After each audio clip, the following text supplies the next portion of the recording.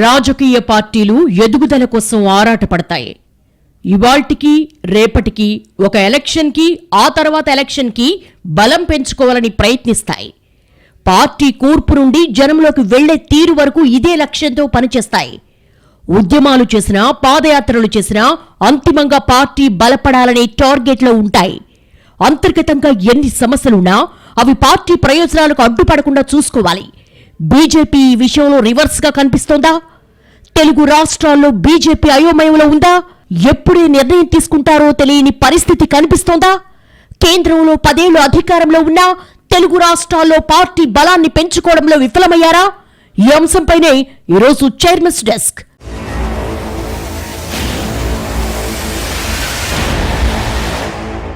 తెలుగు రాష్ట్రాల్లో బీజేపీ పరిణామాలను గమనిస్తే ఆ పార్టీ ఏం చేస్తుందో, ఏ దిశగా పోతుందో అర్థం కాదు. తెలంగాణ బీజేపీ చీఫ్ గా సంజయ్ను ఎందుకు తీసేశారో తెలీదు. కిషన్ రెడ్డిని ఎందుకు పెట్టారో తెలీదు. దీనిపై స్టేజ్ మీద బహిరంగంగానే మాట్లాడుకునే పరిస్థితి. అటు ఈటల్ది, కొత్తగా చేరిన నేతల్ది మరో గొడవ. ఒకరిని ఇష్టం లేకుండా మంత్రిని చేస్తామంటారు, మరొకరికి ఇష్టం లేకున్నా పార్టీ పదవి కట్టబెడతారు. అటు ఈటలతో పాటు బయట నుంచి వచ్చిన వారికి పదవులు, బుజ్జగింపులు సరేసరి. ఇవన్నీ చూస్తుంటే బీజేపీ ఎంత అయోమయంలో ఉందో అర్థమవుతోంది. పార్టీలో జరిగిన లేటెస్ట్ కార్యక్రమం కిషన్ రెడ్డి బాధ్యతల స్వీకరణ. ఈ కార్యక్రమం జరిగిన తీరు గమనిస్తే చాలు తెలంగాణ బీజేపీ పరిస్థితి క్లియర్ గా అర్థమవుతుంది. కిషన్ రెడ్డికి పగ్గాలప్పగించాక అన్ని అసంతృప్తులు చల్లారాయనుకుంటే అది జరగకపోగా మరింత అయోమయం ఏర్పడింది. ఈ కార్యక్రమానికి ఢిల్లీ నుండి ఒకరిద్దరు పెద్దలొచ్చారు. రాష్ట్రం నుంచి రావాల్సిన నేతలంతా రాలేదు. కొంతమంది ఎప్పుడొచ్చారో ఎప్పుడు వెళ్లారో కూడా తెలీదు. ఇక సమావేశంలో జరిగిన ప్రసంగాలు మరీ దారుణం. ఎవరేం మాట్లాడారో, ఏం చెప్పాలనుకుని ఏం చెప్పారో తెలియని పరిస్థితి. కిషన్ రెడ్డి ప్రమాణ స్వీకార కార్యక్రమం కాస్త బండికి వీడ్కోలుగా మారిపోయింది. చాలా కాలంగా తెలంగాణ బీజేపీలో మార్పు కనిపిస్తోంది. ఇవేమీ ఆ పార్టీ కల్చర్లో భాగం కాదు. వర్గ విభేదాలు, రహస్య సమావేశాలు, అసంతృప్తులు పెరగడం, ఢిల్లీలో ఫిర్యాదులు చేయడం, కెమెరా ముందు వెనక పార్టీకి నష్టం కలిగించే ప్రకటనలు, ఇవన్నీ తెలంగాణలో బీజేపీ పరుగుకి ఒక్కసారిగా బ్రేక్ వేసినట్లయింది. నిజానికి గత 4 ఏళ్లలో రాష్ట్రంలో బీజేపీకి పెద్ద ఎత్తున ఊపొచ్చింది. వరుస ఉప ఎన్నికలు, జీహెచ్ఎంసీ ఫలితాలు, కేడర్లో ఉత్సాహం, పాదయాత్రల జోరు, అధికార పక్షంతో సై అంటే సై అనే తీరు, ఇవన్నీ బీజేపీ తెలంగాణలో నెంబర్ 2కు వచ్చేసిందని అనిపించాయి. కానీ చాలా కొద్ది కాలంలోనే ఉత్సాహమంతా నీరుగారి చతికిలపడినట్లయింది. పార్టీ పరుగుకి అమాంతం బ్రేకేసినట్లయింది. ఇప్పుడు కిషన్ రెడ్డికి పగ్గాలప్పగించాక అన్ని సర్దుకుంటాయని భావించినా ఎలాంటి మార్పు లేకపోగా మరింత ఎక్కువ వచ్చాయి. ఇదంతా చూస్తే తెలంగాణ బీజేపీ గందరగోళం నుండి అంత తేలిగ్గా గట్టెక్కే పరిస్థితి కనిపించడం లేదు. మాట్లాడితే ఢిల్లీకి వెళ్లడం, ఫిర్యాదులు చేయడం, తప్పుడు నివేదికలు ఇవ్వడం వల్లనే తన పదవి పోయిందంటున్నారు బండి సంజయ్. కనీసం కిషన్ రెడ్డినైనా ప్రశాంతంగా పనిచేసుకోనివ్వండి అంటున్నాడు. ఈ మాటలు వింటే తెలంగాణ బీజేపీలో విభేదాలు స్పష్టమవుతాయి. నాయకులు ఏ రకంగా చీలిపోయారో అర్థమవుతుంది. ఈ సభలో బండితో పాటు కోమటిరెడ్డి రాజగోపాల్ రెడ్డి కామెంట్స్ తో పార్టీలో గందరగోళం ఏ స్థాయిలో ఉందో బహిర్గతమైంది. ఇదంతా జరుగుతున్న సమయంలోనే నల్లారి కిరణ్ కుమార్ రెడ్డిని రాములమ్మ టార్గెట్ చేయడం రాబోయే సమస్యలకు సంకేతంగా చూడాలి. ఎన్నికలు దగ్గరకొస్తున్నాయి. బీఆర్ఎస్ ప్రచారాన్ని మొదలుపెట్టేసింది. కాంగ్రెస్ ఆపరేషన్ ఆకర్ష్తో ఉధృతంగా నడిపిస్తోంది. పాదయాత్రలు సక్సెస్ అయ్యాయి. సభలతో కేడర్లో ఉత్సాహం పెంచుకుంది. ఇటు చూస్తే నిన్నటిదాకా నెంబర్ 2 అనిపించుకున్న బీజేపీ మాత్రం నిరుత్సాహంగా, నిస్తేజంగా మారిపోయింది. ఇప్పటికే పార్టీలో అసంతృప్తులు పెరిగాయి. ఎవరు ఎప్పుడు టాటా బై బై అంటారో తెలియని పరిస్థితి. మరోపక్క ఈటెలకు బండి వర్గానికి ఏమాత్రం పొసగడం లేదు. 2 వర్గాలు ఆఫీసులోనే కొట్టుకున్న సందర్భాలు ఉన్నాయి. మిగిలిన నేతల్లో కూడా చాలా మందికి ఒకరంటే మరొకరికి పడడం లేదు. ఇప్పుడు ఈటెల టార్గెట్ గా బండి మరోసారి చేసిన కామెంట్లు దుమారాన్ని రేపుతున్నాయి. Nation first, party next, person last. BJP నేతలు చెప్పే నినాదం ఇది. తెలంగాణ బీజేపీ నేతలు మాత్రం దీన్ని వదిలేశారు. ఒకరి వెనక మరొకరు వ్యూహాలు పన్నడం, తెర వెనక మంత్రాంగం నడిపించేయడం, పెద్ద ఎత్తున లాబింగ్లు, ఇతర పార్టీలో కనిపించే ధోరణి ఇక్కడా పీక్స్ కు చేరింది. ఇవేమీ గతంలో బీజేపీలో కనిపించినవి కావు. అంతర్గతంగా ఏ సమస్య ఉన్నా 4 గోడల మధ్య పరిష్కారమయ్యేది. అసంతృప్తి ఉన్నా ఇంతే ప్రాప్తమనుకొని అధిష్టానం నుండి సానుకూల నిర్ణయం వచ్చే వరకు ఎదురు చూడడం మినహా మరో దారి ఉండేది కాదు. ఏ ఒక్కరూ నోరెత్తి తోటి నాయకుణ్ణి కాని పార్టీ అంతర్గత విషయాలపై కాని బాహాటంగా ఒక్క మాట కూడా అనేవాళ్లు కాదు. కానీ ఇప్పుడు తెలంగాణ బీజేపీలో స్పష్టమైన మార్పు. ఇతర పార్టీల్లో కూడా కనిపించే రాజకీయాలు పుష్కలంగా కనిపిస్తున్నాయి. సిద్ధాంతానికి క్రమశిక్షణకు బీజేపీ మారుపేరని ఆ పార్టీ నేతలు గొప్పగా చెప్పుకుంటారు. మిగిలిన రాజకీయ పార్టీలకు మేం చాలా భిన్నమనుకుంటారు. కానీ అదంతా ఉట్టిదే అని జరుగుతున్న పరిణామాలు చెప్తున్నాయి. బండి సంజయ్ వ్యవహార శైలిపై ఈటెల, కోమటిరెడ్డి ఫిర్యాదు చేయడానికి ఢిల్లీ వెళ్లడం మొదలు ఆయనను ఆ బాధ్యతల నుంచి తప్పించకపోతే అన్న తీరులో షరతులు పెట్టడం వరకు అనేక పరిణామాలు బీజేపీ పాతతరం నేతల్నే విస్మయానికి గురిచేశాయి. సొంత పార్టీపైనే విమర్శలు చేయడం, నేతలపైన వ్యక్తిగత అభిప్రాయాలను ఓపెన్ గా వెల్లడించడం కనిపిస్తున్న ట్రెండ్. గతంలో ఎమ్మెల్యే రాజాసింగ్ ను పార్టీ నుంచి బీజేపీ హైకమాండ్ సస్పెండ్ చేసింది. అయినా ఆ పార్టీకి చెందిన నేత ఈటెల రాజేందర్ ఆయన ఇంటికెళ్లి మరీ పలకరించారు. మరో ఎమ్మెల్యే రఘునందన్ రావు ఢిల్లీలో అన్న మాటలు మరింత సంచలనం. దుబ్బాకలో నా ముఖం చూసి ఓటేశారు, అమిత్ షా కాదన్నారు రఘునందన్. అంతేకాదు బండి సంజయ్ కు 100 కోట్లు ఎలా వచ్చాయని కూడా ప్రశ్నించారు. తరుణ్ చుగ్, బన్సల్ బొమ్మలతో ఓట్లు పడవని కూడా తేల్చేశారు. ఇక ఆ పార్టీ సీనియర్ నేత మురళీధర్రావు మాటలు మరీ డ్యామేజింగ్ గా మారాయి. తెలంగాణలో బీజేపీ 3వ స్థానానికే పరిమితమవుతుందని, బండి సంజయ్ వైఖరే ఇందుకు కారణమంటూ విమర్శించారు. ఇప్పుడు తాజా సమావేశంలో కూడా ఒకరి మాటలు మరొకరికి చురుక్కుమనిపించేలా ఉన్నాయి. నేతలంతా ఎవరి దారిలో వాళ్ళు నడుస్తున్నారు. ఎవరికేం దక్కిందో లెక్కలేసుకుంటున్నారు. ఎవరికేం రాలేదో గుర్తు చేసి ప్రశ్నిస్తున్నారు. ఒకరికొకరు ఉత్సాహపరుచుకుని పార్టీని ముందుకు తీసుకెళ్లాల్సిన నేతలు పార్టీని ఒకరు ముందుకి మరొకరు వెనక్కు నెడుతూ కేడర్లో, జనంలో అయోమయానికి కారణమవుతున్నారు. బీజేపీ ఏమి ఇప్పుడు పుట్టిన పార్టీ కాదు.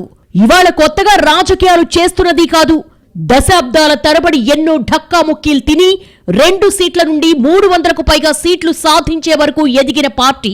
కేంద్రంలో 10 ఏళ్లు బ్రహ్మాండమైన మెజార్టీతో అధికారంలో ఉండి రాష్ట్రాల్లో ఇంత అయోమయం ఎందుకో అర్థం కాదు. పార్టీ అధ్యక్షుణ్ణి మార్చే విషయంలో కూడా ఇంత పెద్ద చర్చకు, అయోమయానికి ఎందుకు కారణమయ్యారో అర్థం కాదు. పార్టీలో వర్గ విభేదాలు, రహస్య సమావేశాలు, అసంతృప్తులు, కార్యకర్తల్లో అయోమయం ఒకటా రెండా అనేక సమస్యలు పెరుగుతున్నాయి తప్ప తగ్గడం లేదు. చేరికల కమిటీ చైర్మన్ కాస్త బుజ్జగింపుల చైర్మన్ గా మారినా పార్టీలో మాత్రం పరిస్థితులు చక్కబడట్లేదు. గతంలో ఢిల్లీ మద్యం కేసులో ఎమ్మెల్సీ కవితను అరెస్టు చేసే విషయంపై కొందరు బీజేపీ నేతల వ్యాఖ్యలు పెద్ద చర్చకే దారితీశాయి. కవితను అరెస్టు చేయకపోతే బీజేపీకి భవిష్యత్తు ఉండదంటూ బహిరంగంగానే కామెంట్ చేశారు. అంతకుముందు కేసీఆర్ ఫ్యామిలీని జైలుకు పంపడం ఖాయమంటూ పలు సందర్భాల్లో ప్రకటనలు చేశారు. రాష్ట్రానికి పలు సందర్భాల్లో వచ్చిన ప్రధాని మోడీ, కేంద్ర మంత్రి Amit Shah, BJP state incharge Tarun Chugh లాంటి నేతలు కూడా కేసీఆర్ ఫ్యామిలీని టార్గెట్ చేశారు. ఇదంతా ఇక్కడి బీజేపీ నాయకుల్లో ఉత్సాహాన్ని పెంచింది.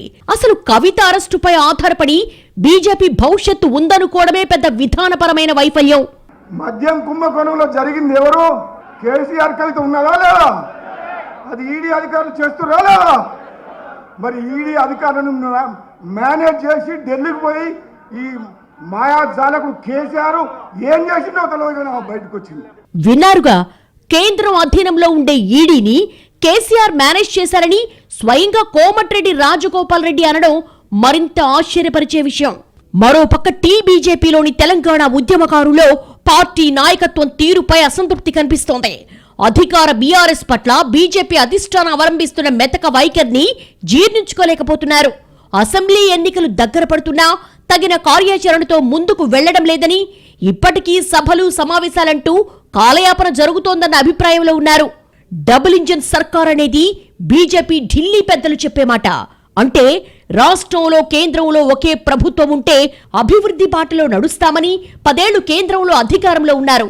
ఇక్కడ మాత్రం పార్టీని బలోపేతం చేసుకోలేకపోయారు. దక్షిణాదిన బీజేపీ బలహీనంగా ఉన్నమాట వాస్తవం. హిందీ బెల్టులో వచ్చిన ఆదరణ ఆ పార్టీకి ఇక్కడ అంతగా కనిపించదు. తమిళనాడు, కేరళ రాష్ట్రాల్లో బీజేపీకి బలం లేదు. కర్ణాటకలో మాత్రం గెలిచినా ఓడినా కొన్నేళ్లుగా ప్రధాన పార్టీగానే ఉంటోంది. తెలుగు రాష్ట్రాల విషయానికొస్తే ఆ పార్టీ చేయగలిగింది చెయ్యకపోవడం, తీసుకోవాల్సిన నిర్ణయాలు తీసుకోకపోవడం, అనవసర గందరగోళాలను కొనసాగించడం మొదలైన కారణాలతో పెరగాల్సినంతగా బలం పెరగలేదు అనేది స్పష్టం. నిన్నటిదాకా తెలంగాణలో వచ్చే ఎన్నికల్లో విజయం సాధిస్తామని బీజేపీ నేతలు చెప్పుకున్నారు. దానికి తగ్గట్టే రాష్ట్రంలో కమలం పార్టీ దూకుడుగానే వ్యవహరించింది. జీహెచ్ఎంసీ ఎన్నికలు మొదలుకొని మునుగోడు బైపోల్స్ వరకు బీఆర్ఎస్ కు ప్రత్యామ్నాయం బీజేపీనే అనిపించుకున్నా కర్ణాటక ఎన్నికల్లో ఓటమి తర్వాత సీన్ మారింది. పార్టీలో నేతల మధ్య విభేదాలు పెరిగాయి. దానికి తగ్గట్టే పార్టీ కూడా బలహీనపడటం జరిగింది. ఇంకా చెప్తే కర్ణాటక ఎన్నికలకు ముందు ఆ తర్వాత అనేలా పార్టీ పరిస్థితి తయారైంది. ఒక్క కర్ణాటకలో ఓడిపోగానే ఎందుకింత తల్లకిందులవుతోంది? మోడీ చిన్నా చితకా నేత కాదు, అత్యంత బలమైన నాయకుడు, ప్రపంచ స్థాయి నేతని బీజేపీ చెప్పుకుంటుంది.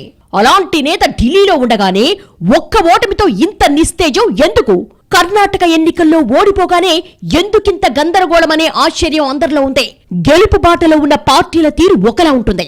నేతల మధ్య విభేదాలు లేని పార్టీలు ఉండవు. కానీ నేతల కంటే పార్టీ పెద్దదన్న భావన అందరినీ కట్టడి చేస్తుంది. కానీ తెలంగాణ బీజేపీలో అంతర్గత విభేదాలు కాస్త రచ్చకెక్కి వేదికపై పక్కనే కూర్చున్న నేతల్నే విమర్శిస్తున్నారు. తాము పార్టీలు మారేవాళ్లం కాదని కిషన్ రెడ్డి అంటే ఈటెల, రఘునందన్ లాంటి వాళ్ళు ఏమనుకోవాలి? బండి కామెంట్లన్నీ ఈటెలను టార్గెట్ చేసినవే అని అందరికీ తెలుసు. బండిని తప్పించాలని ఢిల్లీ వెళ్లిన కోమటిరెడ్డి ఇప్పుడు బండి భజన చేయడం మరో విచిత్రం. ఈ భజన కొంతవరకు కిషన్ రెడ్డికి చిరాకు కలిగించడం సహజమే. ఇవన్నీ అటుచితే పార్టీలో గతంలో ఎన్నడూ లేనట్టు సీఎం నినాదాలు కూడా విచిత్రంగా వినిపిస్తున్నాయి. అధ్యక్షుడిగా బాధ్యతలు చేపట్టిన రోజే కిషన్ రెడ్డి సీఎం అంటూ నినాదం రావడం కూడా పార్టీకి తలనొప్పే. నిన్నటిదాకా కొందరు బండి సంజయ్ సీఎం అనేవాళ్లు, ఇప్పుడు కిషన్ రెడ్డే సీఎం అంటున్నారు. ఇది కాక బీసీని సీఎం చేయాలని మరో డిమాండ్ వినిపిస్తోంది. అసలు బీజేపీ లాంటి పార్టీలో ఇలా ఎన్నికల ముందే బహిరంగంగా ఫలానా నేత సీఎం కావాలని చెప్పిన సందర్భాలే లేవు. నిన్నటిదాకా బండి సంజయ్ను ఎందుకు తప్పించారో జనానికి స్పష్టత లేదు. బండి వచ్చాకే ఆ పార్టీకి ఊపొచ్చిందన్న వాదన బీజేపీ శ్రేణుల్లో ఉంది. అయితే ఆయన్ను తప్పించి కిషన్ రెడ్డికి పగ్గాలివ్వడం వెనక ఏం జరిగిందన్న దానిపై ఎవరి వెర్షన్ వారికుందే. ఆ విషయంలో బండి కామెంట్ల తర్వాత క్లారిటీ వచ్చేసినట్లయింది. ఢిల్లీ పెద్దలకు ఫిర్యాదులు, తప్పుడు నివేదికల కారణంగానే తన పదవి పోయిందన్న విషయాన్ని బండి సంజయ్ పరోక్షంగా చెప్పేశారు. మొత్తంగా పార్టీలోని నేతలు వర్గాలుగా విడిపోయి పనిచేస్తున్నారన్న అంశాన్ని ఓ రకంగా ఎత్తి చూపినట్లయింది. ఇదంతా చూస్తే తెలంగాణ బీజేపీ కోలుకోవడం అంత తేలిగ్గా జరిగే పనేనా అన్న ప్రశ్నలు రావడం సహజం. కొత్త బాధ్యతలు తీసుకున్న కిషన్ రెడ్డి కూడా ఎవరినీ కంట్రోల్ చేసే అవకాశాలు కనిపించడం లేదు. ఎన్నికలకు అతి తక్కువ సమయం ఉన్న సమయంలో కిషన్ రెడ్డి బాధ్యతలు తీసుకున్నారు. ఈ కొద్ది కాలంలో అందర్నీ ఒక్కటి చేసి ఎన్నికలకు సిద్ధం చేయడం అంత తేలికైన విషయం కాదు. కిషన్ రెడ్డి ముందు సవాళ్లు చాలానే ఉన్నాయి. ఓ పక్క వర్గ విభేదాలు, అసంతృప్తులు, పార్టీపైనే విమర్శలు చేసే నేతలు, ఎవరెప్పుడు వదిలిపోతారో అన్న భయం, ఇవన్నీ తెలంగాణ బీజేపీలో స్పష్టంగా కనిపిస్తున్నాయి. ఇప్పుడు కిషన్ రెడ్డిపై పెద్ద బాధ్యత ఉంది. నేతలందరినీ ఒక గీత మీదకి తీసుకురావాల్సిన బాధ్యత ఆయన భుజస్కంధాలపై ఉంది. బండి సంజయ్, ఈటెల రాజేందర్, రఘునందన్ వంటి వారి మధ్య సయోధ్య తీసుకురాకపోతే కష్టమే. దానికి తోడు పార్టీ ప్రయోజనాల కోసం నేతలు తలవంచుకొని పనిచేస్తే తప్ప ఫలితముండదన్న అంశాన్ని ఎంత త్వరగా గుర్తిస్తే తెలంగాణ బీజేపీకి అంత మేలు జరుగుతుంది. తెలంగాణలో పరిస్థితి ఒకలా ఉంటే అటు ఏపీలో మరోలా కనిపిస్తోంది.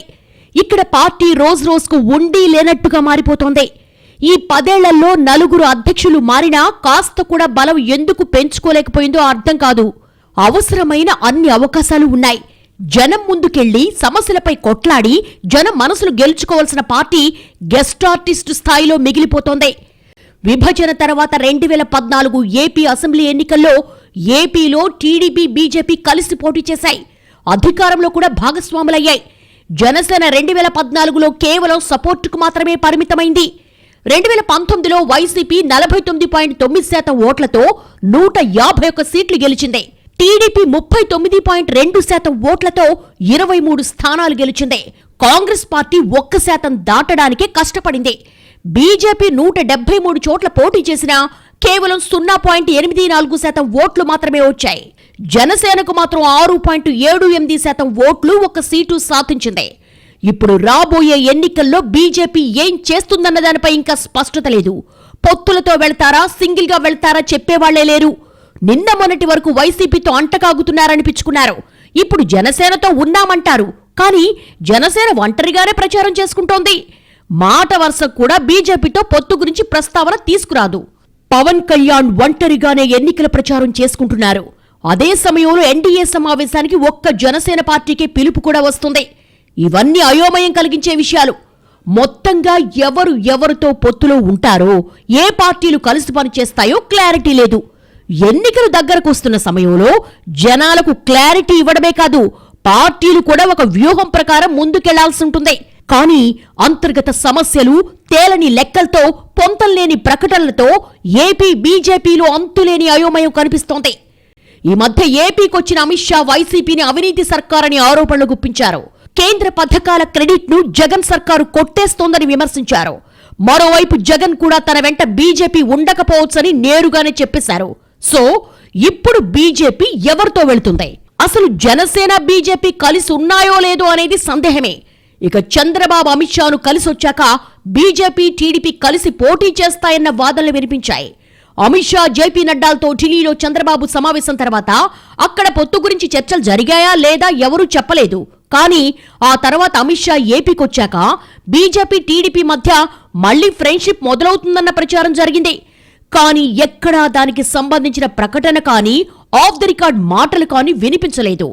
ఇన్ని రోజులు వైసీపీ బీజేపీ మధ్య సత్సంబంధాలున్నాయని టీడీపీ విమర్శలు చేస్తూ వచ్చింది. కానీ ఇప్పుడు బీజేపీ నేతలు వైసీపీ మీద విమర్శల వర్షం కురిపిస్తున్నారు.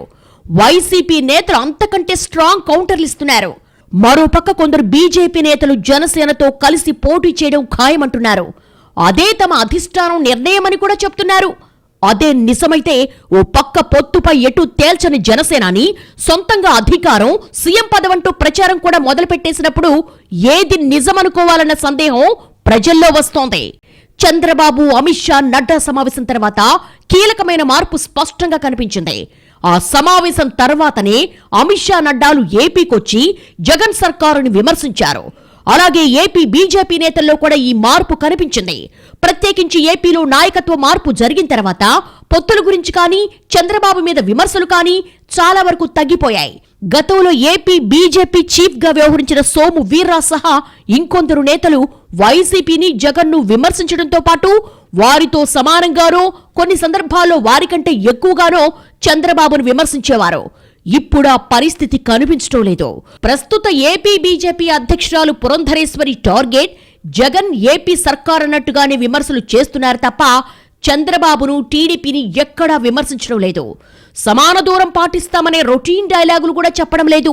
మరోవైపు టీడీపీతో పొత్తు గురించి ప్రస్తావిస్తున్నా ఓ మాదిరిగా రెస్పాండ్ అవుతున్నారే తప్ప గతంలో మాదిరిగా బీజేపీ నుంచి సీరియస్ డైలాగులు ఉండడం లేదు. ఏపీ బీజేపీలో ఈ గందరగోళం ఇప్పటిది కాదు. గత ఎన్నికలకు ముందు కూడా వైసీపీ, టీడీపీ దూకుడుగా ఉంటే బీజేపీ మాత్రం చాలా కన్ఫ్యూజన్ ప్రదర్శించింది. ప్రత్యేక హోదా అంశం తెరపైకొచ్చిన సమయంలో రాష్ట్రానికి ఏం చేశారో చెప్పలేని పరిస్థితి. ఆ సమయంలో కేంద్రం రాష్ట్రానికి చేసింది చెప్పలేకపోయారన్న భావంలోనే నాటి ఏపీ బీజేపీ అధ్యక్షుడు హరిబాబును రాష్ట్ర అధ్యక్షుడిగా తప్పించారు. ఆ తర్వాత కన్నా లక్ష్మీనారాయణకు పగ్గాలప్పగించారు. ఆ తర్వాత సోము వీర్రాజు చేతికి అధికారం వచ్చింది. పార్టీ రాష్ట్ర అధినేతలు మారుతున్నా పార్టీ పరిస్థితి మాత్రం మారడం లేదు. ఈ మధ్యకాలంలో పార్టీలో అనేక గందరగోళాలు తెరపైకొచ్చాయి. సోము వీర్రాజు తీరుతోనే తాను పార్టీ మారుతున్నానని కన్నా లక్ష్మీనారాయణ కూడా చెప్పుకున్నారు. ఈ ఇద్దరి మధ్య విభేదాలు పార్టీకి తలనొప్పిగా మారిన సందర్భం కూడా ఉంది. ఆఖరికి సోము వీర్రాజు వల్లే పార్టీ ఎదగలేదని కూడా కన్నా లక్ష్మీనారాయణ ఆరోపణలు చేశారు. ఆ తర్వాత ఆయన టీడీపీలో చేరారు. ఇప్పుడు ఏపీ బీజేపీ పగ్గాలు పురంధరేశ్వరి చేతికొచ్చాయి. వైసీపీపై విమర్శల జోరు పెరిగింది. కానీ తెలంగాణలో బీజేపీ నేతలు సొంతంగా ఉద్యమాలు, పాదయాత్రలతో బలం పెంచుకునే ప్రయత్నమైనా చేస్తున్నారు. ఏపీలో మాత్రం అలాంటి కార్యాచరణ పెద్దగా లేకపోగా పవన్ కళ్యాణ్ ఆధారంగా చేసుకుని బలపడాలని బీజేపీ లెక్కలేసుకుంటోంది. ఇది ఆ పార్టీకి దీర్ఘకాలంలో నష్టమే తప్ప లాభం రాదు. ఏ రాజకీయ పార్టీ అయినా ప్రజల్లో బలం పెంచుకుంటూ రాజకీయాలు చేయాలి తప్ప కేవలం పొత్తులపై ఆధారపడి సీట్లు సాధించాలనుకుంటే పెద్దగా ప్రయోజనం లేదు. ఓవరాల్ గా 2 తెలుగు రాష్ట్రాల్లో బీజేపీ అన్ని అవకాశాలుండి కూడా వెనుకబడిందనేది స్పష్టం. అధిష్టానం నుండి కావలసినంత ప్రోత్సాహం, జనాకర్షక జాతీయ నేతలున్నప్పుడు రాష్ట్రంలో ఎప్పటికప్పుడు కార్యక్రమాలు రూపొందించి జనంలోకి వెళ్లడం తేలిక. కానీ ఇలాంటి వ్యూహాలను పట్టాలెక్కిచ్చే నేతలు కరువవడం ఒకటైతే, నేతలున్నా వారి మధ్య విభేదాలు పెరిగి పార్టీకి నష్టంగా మారడం మరోవైపు స్పష్టంగా కనిపిస్తోంది. ఇది ఈ వారం చైర్మన్స్ డెస్క్. వచ్చే వారం మరో అంశంతో కలుద్దాం. నమస్తే.